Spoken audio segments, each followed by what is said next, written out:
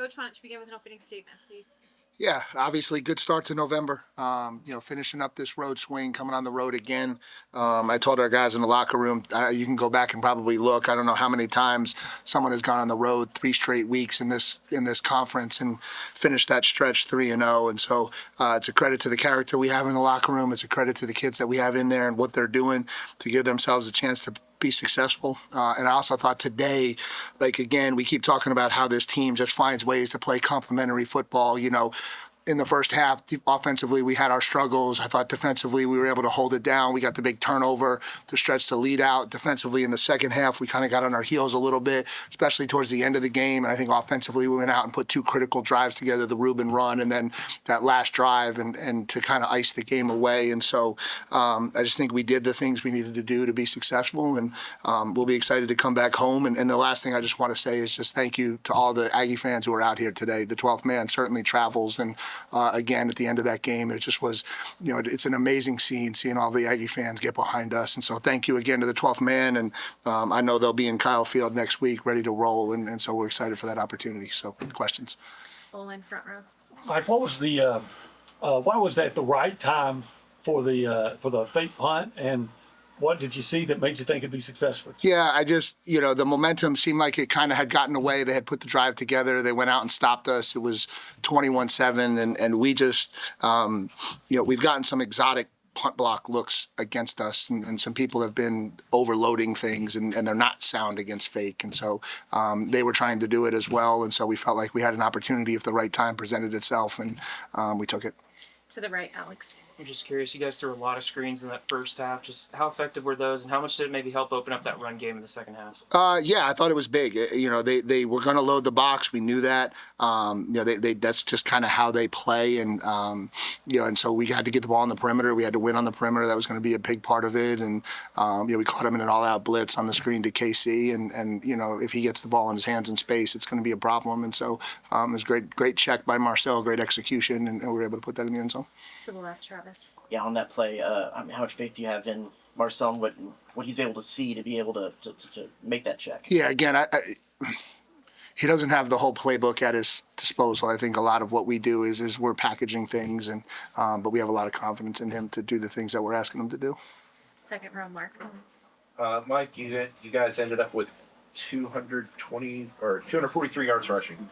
How impressed are you with your offensive line, again, grinding out yards and beating down a defense in the second half? Yeah, I mean, I challenged them at halftime. I challenged both sides of the ball. That only one side of the ball responded, but that we had to go out and control the line of scrimmage better. We were getting outrushed by a lot at halftime. We knew that if it continued that way, we weren't going to find the success that we needed to find. And so offensively, we went out, and obviously the big run by Reuben helped. The big run by Dalton helped. But I think we were able to go out and kind of find a little bit better rhythm in the run game in the second half. We'll go right here. Well, obviously in the past before you, A&M had struggled on the road late in the season, but you guys have been able to do that all year. What does it take to win games like this, especially when you get later into the year? Is this like our weekly last year question? Yeah, I don't know about the past. I know that that's 4 road games that this team has gone on the road and win.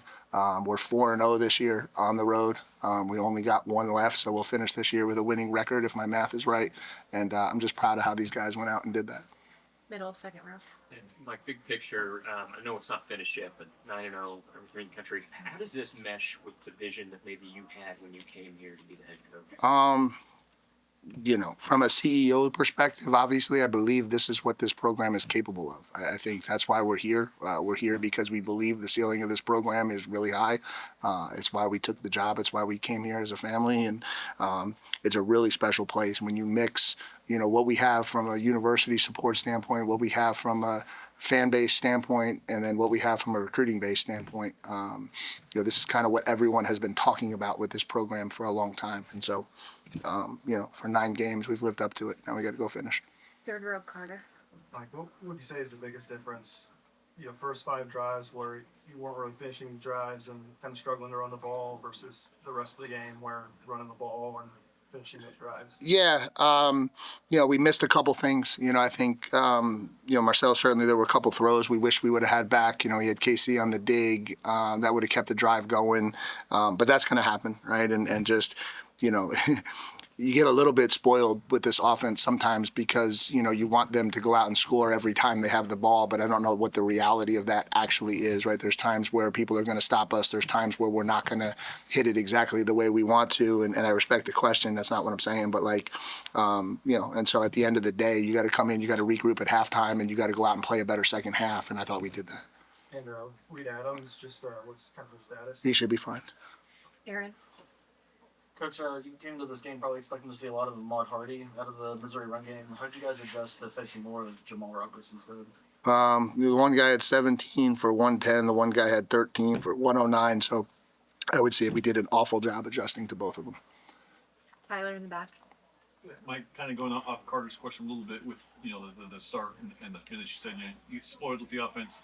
You still put up 38 points. Just kind of how impressed are you with what this offense is able to do, and especially when in a game like that where it seemed a little sluggish? Yeah, we have talented players and we have talented playmakers, and so you just feel like if you just stick to it, if you just stay with it, if you protect the football, you're going to give yourselves opportunities to go out and make plays. And so, again, there's not a lot of panic. We're not. You don't see us get flustered very often.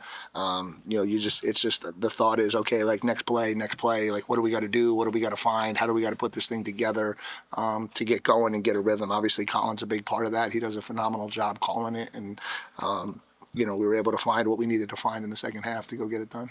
Back up front to Alex. What pleased you the most over this last month as y'all were able to string together these 3 road wins? Again, I just think it's the ability to go into different environments, which is challenging. You have to bring your own energy. You have to bring your own emotion. You're going to have to overcome swings in the game. You're going to have to overcome emotions in the game. And to do that, you've got to be really, really strong in your core and in your culture, right? If you're not really strong in who you are as a team, then, at 21-7, when the momentum starts going your way, or, at LSU, when the second quarter breaks the way it does, like you're not going to be able to respond if it kind of reveals who you really are sometimes. And this is a really good group, and I don't know what ultimately that means from a result standpoint, but the culture of this group is really strong. The work that they put into this thing is really strong, and they believe in each other and they believe in what we're doing. And I think that shows up a lot on the road in these hostile environments. Olin. Mike, I just wanted to ask you. Obviously, you just expressed some frustration with the run defense, but still 17 points, and your defense made some plays that set up some scores. So, what was just your overall thought on the defensive effort? Yeah, overall, obviously, we did the things you wanted to see us do. We held them to 17 points. We were really good on third down again. I think they hit a couple that were not as meaningful, and then they hit some short yardage ones late. We held the passing game obviously in check. They challenged us with some deep balls. I thought for the most part we played well. We just got to get our run defense tightened up from a consistency standpoint, and I feel like we're much better at home than we are on the road with that, and we got to find the solution to that and figure out what that problem is and get it fixed. Travis. Why is Dalton Brooks the right guy for that position on that fake punt?